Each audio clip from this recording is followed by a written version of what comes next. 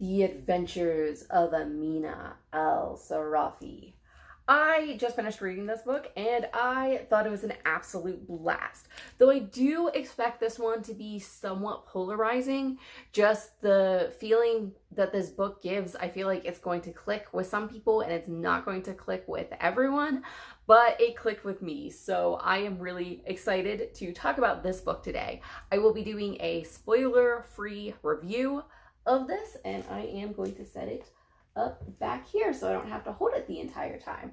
But there you go, The Adventures of Amina al-Sirafi. Let's get into it. Actually, before we set it back here, I just want to show you some of the things in this book because this book is absolutely gorgeous. It has this really cool map in the front, and then it has these pages that are just really pretty to read as you're reading the book.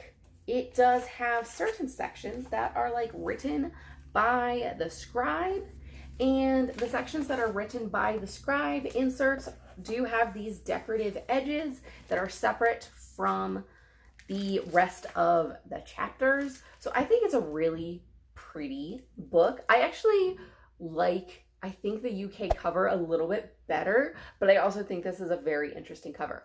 All of that said, I also think the audiobook is fantastic. So I listened to the audiobook while reading it, and sometimes I wasn't reading along with it. I was just listening to the audiobook. That is how I got through this book. And the audiobook really just feels like a performance. It is one of the best audiobooks I have listened to. It really feels like Amina al-Sirafi is talking to me, telling her story to me. And there's so much emotion in the narration. I highly recommend, if you are someone who likes audiobooks, to maybe do this one with the audiobook because I really think it elevates the story. Part of the reason I think this book might not work for everyone is because I feel like it wasn't exactly what I expected. For me, it was in a very positive way, but it might not be positive for everyone. This book is focused on a middle-aged main character who previously was a pirate, but has since retired. And the first half of this book is basically why she's coming out of retirement and she's trying to get the crew back together. That is the first half of the book. She spends visiting old crew members and trying to get them back together and to go on this adventure with her. This happens to be one of my favorite tropes. I love the getting the crew back together trope, or just assembling the crew for the first time, particularly if you have some reluctant people in that crew, which we definitely have here. But I can see how this might seem a little slow to some people because the big adventure doesn't really start until the second half of the book. Personally, I was fine with that, but I understand if other people have some struggles getting through the first half of the book. This is a historical fantasy. It takes place in the 12th century Middle East, which is a time and place I'm not that familiar with, but it was really interesting to get to see that through this book. For the first part of the book, it feels kind of like it could just be set in our world, and there's little hints of magic woven in throughout, but it's not a primary part of the story.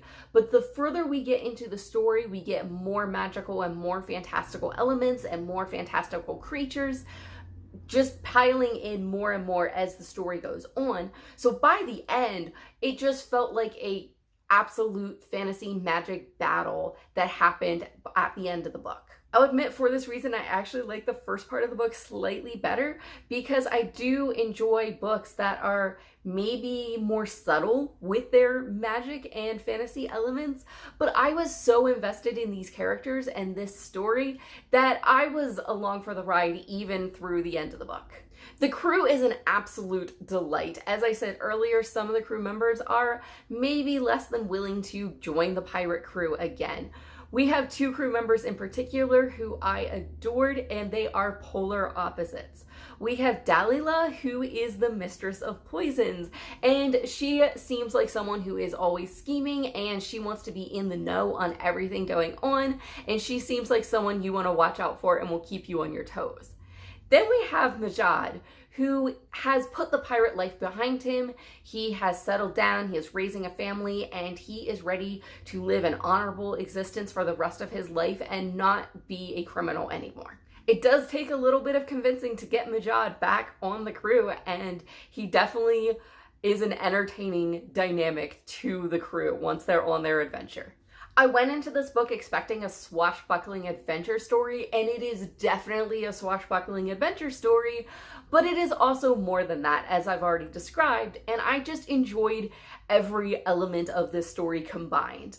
I honestly think a comparison to Pirates of the Caribbean is very apt because it does have that feel of a fun, sometimes comical, sometimes outlandish circumstances along their adventure, and I feel like so much of that happened here. While it's definitely different from the Pirates movies, it has a little bit of that flavor in here.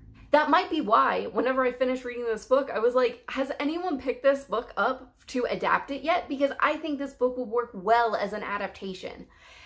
It could also be a cheesy failure of an adaptation, but there's so much potential here, I think it could work. I've not read anything else by Shannon Chakrabory. I've not read the Daevabad trilogy yet, but I am now super excited to dive into that trilogy. I want to read everything that she writes.